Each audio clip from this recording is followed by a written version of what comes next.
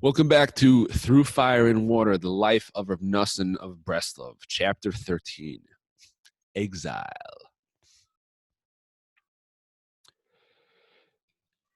During the previous year, Reb Noson's father-in-law, Reb David Tzvi Orbach, had been officially appointed chief rabbi of the Mohilev district.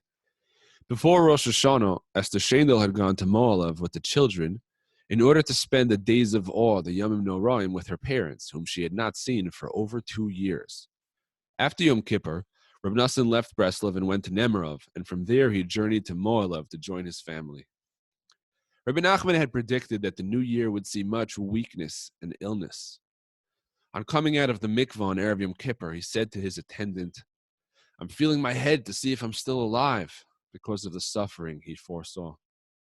Reb Noson's trip from Nemirov to Mohilev, a distance of about 65 miles, took him 2 days. He was fortunate not to have been delayed any longer because all along the road he witnessed the sickness the Rebbe had foreseen. Reb Noson was expecting his father-in-law to be at home for the Yomim Tovim, and that he himself would be able to return to Nemirov with Esther Shendel and the children directly after Sukkot. However, Reb David Tzvi was delayed in Kremenetz, where he also served as chief rabbi. 4 years earlier, in 1802, it was Reb David Tzvi's repeated postponement of his visit to Nemirov that enabled Reb Noson to become a Breslov Chassid.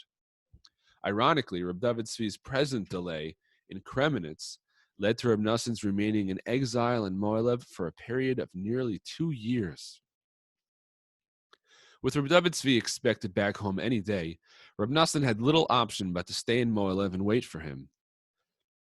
Reb Noson's position there was unenviable. As a chassid in the house of Reb David Tzvi Orbach, the arch misnagid, Reb Noson was in the midst of the enemy camp. Reb Noson's one great advantage over the opposition was his iron-willed obstinacy. He writes, "The obstacles and opposition I had faced in order to become a follower of the Rebbe had mostly died down, but now they began to stir again. In the early years, my father had applied financial pressure, but it did not break me. Seeing my commitment to the service of God and becoming a follower of the Rebbe, the opposition began to subside. Indeed, the financial pressures were really a blessing in disguise, since once I was in my own home, I had been able to travel to Breslov and see the Rebbe at least every 3 to 4 weeks, and often even more frequently. There were times when I stayed by the Rebbe for extended periods, hearing the words of the living God, Torah teachings and conversations never heard before, that even today give strength and encouragement to all those who wish to receive them.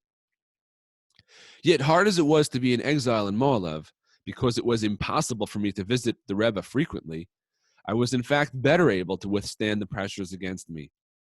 This was because I had already tasted the sweetness of the Rebbe's teachings, and I had a mentor who could teach me to serve God properly. I knew that nothing could deter me from being a Breslover Chassid."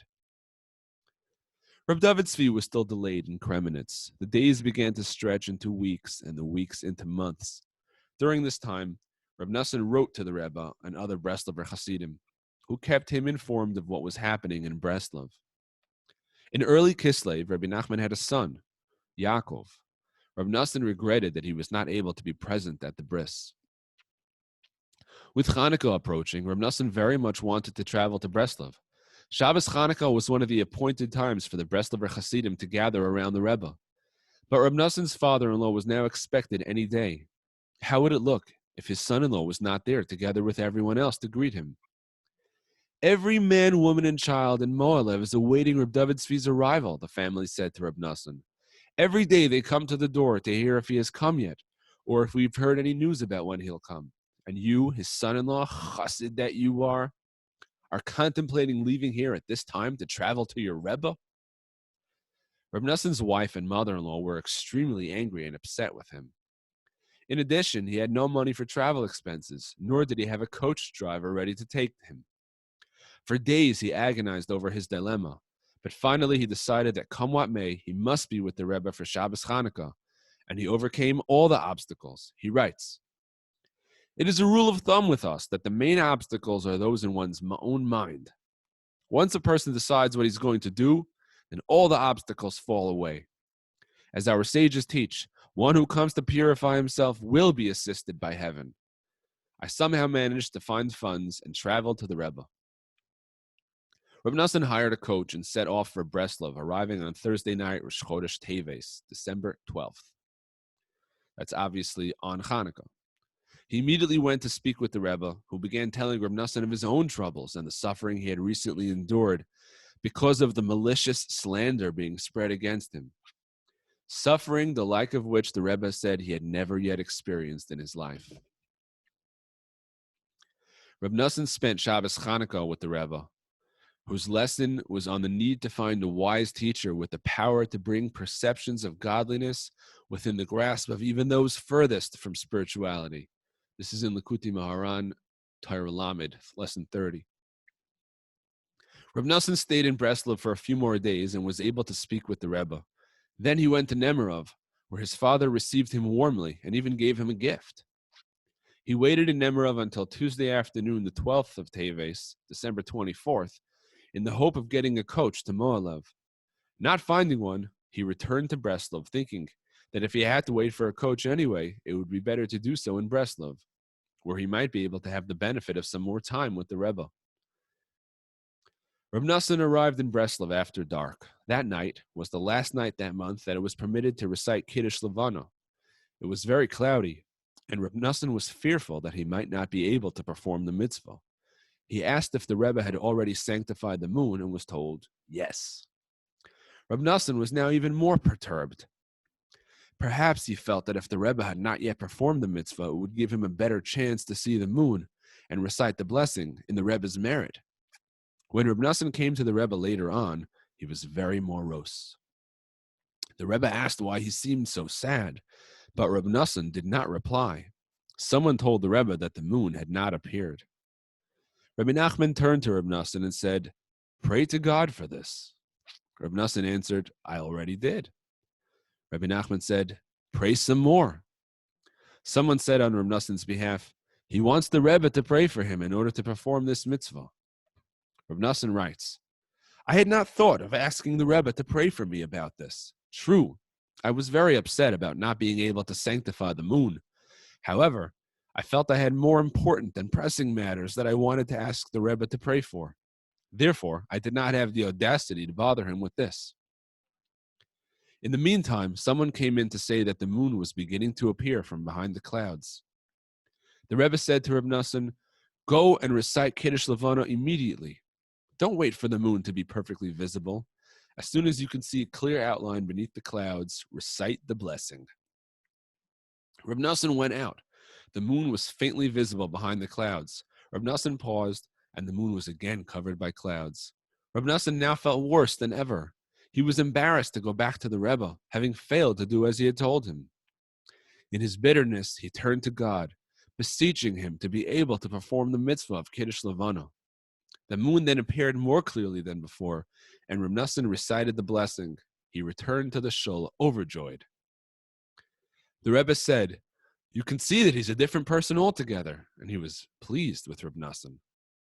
Rebbe Nachman then said to his followers, "If you were to be happy, it would be a tremendous benefit to the entire world." Afterwards, the Rebbe talked with his followers and then invited his son-in-law Reb Yaska and Reb Noson to eat with him. This was unusual, as the Rebbe normally ate with his followers only on Shabbos and Yom Tov, except, as Reb Noson puts it, on rare occasions at a time of favor, when the Rebbe was in an exceptionally joyous mood. While they were eating, the Rebbe heard Moshe Chinkis reciting the Kiddush Levana with intense concentration and sincerity. The Rebbe said, "Is he now praying better than his Rebbe?" Elisha asked to be twice as great as his mentor Eliyahu. The Rebbe praised his prayer very highly and then became greatly aroused and began to reveal Torah on this pasuk. He taught that it is possible for a follower to be even greater than his mentor in certain respects, all in the merit of his mentor. This is in Likutei Moharan, Samach Vav, lesson 66. When the Rebbe taught this lesson, he gave Reb Noson to understand that the prophet Elijah, Eliyahu Hanavi, rose to his great level through his spaidudus. Reb Noson became so inspired that he went to a corner of the Beis Medrash and recited Psalms, Tehillim, and prayed with great fervor. Someone in town was making a tanoim, that's an engagement, and wanted to invite Reb Noson. They searched the town looking for him. Eventually, they realized that he was probably engaged in his sporidus. They went all over, calling out, Reb Noson, Reb Noson, until eventually he heard them and went out to join them. Reb Noson remained in Breslov until after Shabbos. A number of guests arrived, including one who had come from the Holy Land. The Rebbe said that he must certainly have had a tremendous desire to be in Eretz Yisrael, seeing as he had overcome all the obstacles and had actually been there. The Rebbe taught that the magnitude of the obstacles to any spiritual goal is in direct ratio to the importance of the goal. But the obstacles are sent for one purpose only, to increase one's desire. With sufficient desire, it is possible to overcome all obstacles.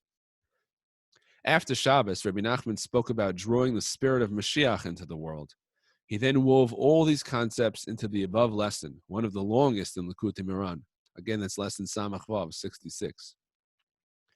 Reb Noson writes, had I only come into this world to hear this teaching, it would have been enough.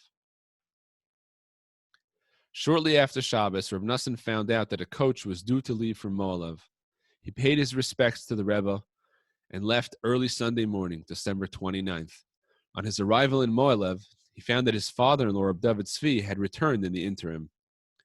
As Reb Noson himself writes, he did not greet me warmly at all. He was extremely angry.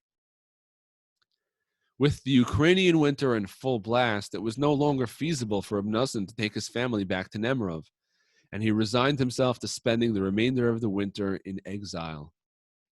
Rebbe Nachman had already predicted that there would be much illness that year, and by now the raging flu epidemic that was afflicting the entire region had reached Moalev. Reb Noson's entire household suffered. He and Esther Shendel both fell ill on 3 separate occasions. Their children, Shachna and Meir, were also sick, and their maid died. Reb Noson writes, as soon as I fell ill, I asked to have a letter sent to the Rebbe. The news of my illness caused the Rebbe deep distress, and he answered me personally, writing the sweetest words of comfort and revealing his extraordinary love for me. His letter revived me and strengthened me tremendously. I do not believe I would have been able to bear the pain of the illness had it not been for this letter, which literally brought me back to life. For Reb Noson, staying in the house of his father-in-law must have involved daily trials. However, Reb David Tzvi Auerbach showed that he was above petty narrow-mindedness. One Friday night during the winter, Reb David Tzvi Auerbach had a distinguished guest. When they returned from Shul, everyone sang Shalom Aleichem and Eishes Chayil as customary. Reb Noson went to his side room to sing the Shabbos Miros in his own way, and he was still in the middle of his devotions after the family finished. The guest was incensed and said to Reb David Tzvi, you, a world-renowned Goyin, should have to wait for him. But Reb David Tzvi, brilliant as he was, showed an even greater side of himself, humility. His answer, but Reb Noson is totally sincere. Once, Reb David Tzvi sent Reb Noson with another Torah scholar to a number of people in town to request donations for a charitable cause. After they visited one wealthy man who did not contribute as much as he should have done, the man noticed that a valuable item was missing from his home. Thinking that they must have taken it, he went to Reb David Tzvi to voice his suspicions. He was certain he would have a sympathetic audience, since he knew Reb David Tzvi's attitude towards Chassidus. Reb David Tzvi answered him with a parable. A man came into possession of a valuable diamond. Wishing to find out how much it was worth, he went to a number of jewelers to have it appraised. One said it was worth so many thousands, while another said it was worth even more. Then one jeweler said it was paste and not worth anything at all. The man said to him, I myself am not an expert on diamonds, so I don't know the exact value of this diamond, but I am enough of an expert to know that it's not paste. If you can be so mistaken, you have no right to call yourself a jeweler. As for me, Reb David Tzvi continued, I don't claim to understand Reb Noson or know his true worth, but this much I do know. He is not a thief, God forbid. As for Reb Noson himself, the time spent in Moalev proved very beneficial in another way altogether. He sorely missed Rebbe Nachman, and his inability to travel often to see the Rebbe weighed heavily upon him. Even so, Reb Noson never lost sight of his role as Yehoshua, reflecting the light of his master. It was this separation that afforded Reb Noson the time to make a serious start at writing his own discourses, in which he used Rebbe Nachman's teachings to throw light on the spiritual meaning of the laws in the Shulchan Aruch. Reb Noson had ample time to review the Shulchan Aruch, and in this period he wrote discourses on topics throughout the entire work.